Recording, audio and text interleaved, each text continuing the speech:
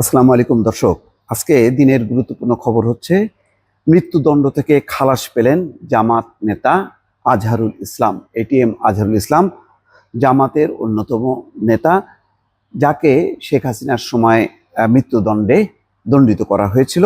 তার বিরুদ্ধে অভিযোগ ছিল ৭১-এর যুদ্ধকালের মানবতা বিরোধী অপরাধ। আজকের এটি হচ্ছে উল্লেখযোগ্য খবর। এবং এটিএম আজহারের মৃত্যুদণ্ড বাতিল এবং তার মুক্তি নিয়ে বেশ কিছুদিন থেকে জামাতের মধ্যে একটা উদ্বেগ উৎকণ্ঠা ছিল বা অপেক্ষা ছিল।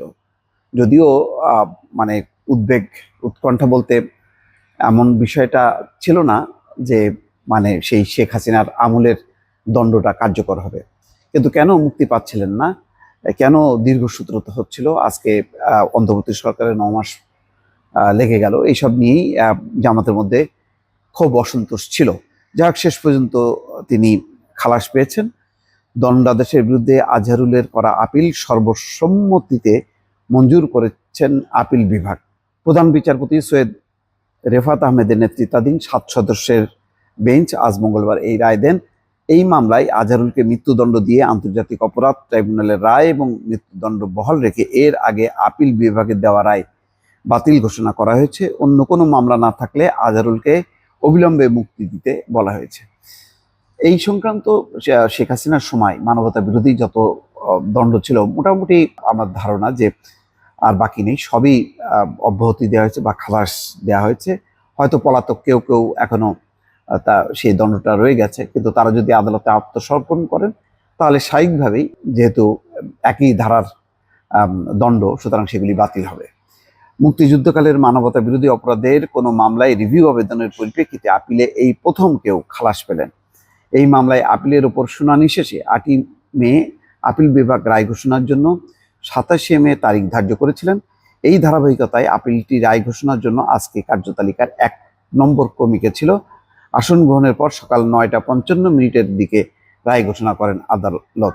মুক্তিযুদ্ধের সময় মানবতা বিরোধী অপরাধের মামলায় ২০১৪ সালে ৩০শে ডিসেম্বর আন্তর্জাতিক অপরাধ ট্রাইব্যুনাল আজহারুলকে মৃত্যুদণ্ডের রায় দেয়।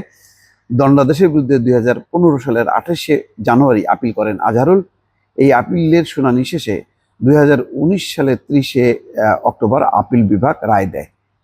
যাই হোক, এটার লম্বা আর ফিরিস্তি শুনে লাভ নেই, যেহেতু মানে কেচ্ছা কাহিনী শেষ। বাংলাদেশের রাজনীতিতে এখন জামাত অত্যন্ত গুরুত্বপূর্ণ। কালকে রাতেরই একটি খবর ছিল, যেটা আজকের পত্রিকায় প্রকাশ পেয়েছে, যে সেনা প্রধানের সঙ্গে গত শনিবার রাতে জামাতের ২ শীর্ষ নেতা বৈঠক করেছেন। এছাড়াও সাম্প্রতিক যে রাজনৈতিক সংকট, যেটা নির্বাচন, সংস্কার, ইশাকের শপথ না নেওয়া, এসবকে ঘিরে যে ঘনীভূত হচ্ছিল, সেটার ব্যাপারে জামাত কিন্তু সব পক্ষের সঙ্গে আলাপ আলোচনা করে একটা মধ্যস্থতাকারীর ভূমিকায় অবতীর্ণ হয়েছে।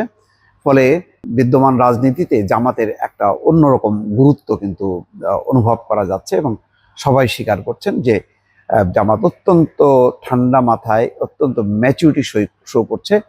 যেখানে সরকারের সাথে বিএনপির বেশ মুখোমুখি বিরোধ, সেই জায়গায় জামাত নিজেকে একটু দূরত্বে রেখে একটা মধ্যস্থতাকারীর ভূমিকা অবতীর্ণ হয়েছে। সেই কারণেই সেনাপ্রধানের সাথে বৈঠক, তারপরে সর্বদলীয় বৈঠকের জন্য আহ্বান করা, সেনাবাহিনীর বিরুদ্ধে যাতে কোনো রকম কুৎসা কুটুক্তি, এই ধরনের অপপ্রচার না চালানো হয়, সেই আহ্বান, এসবগুলো কিন্তু তারা ধারাবাহিকভাবে রেখে চলেছে।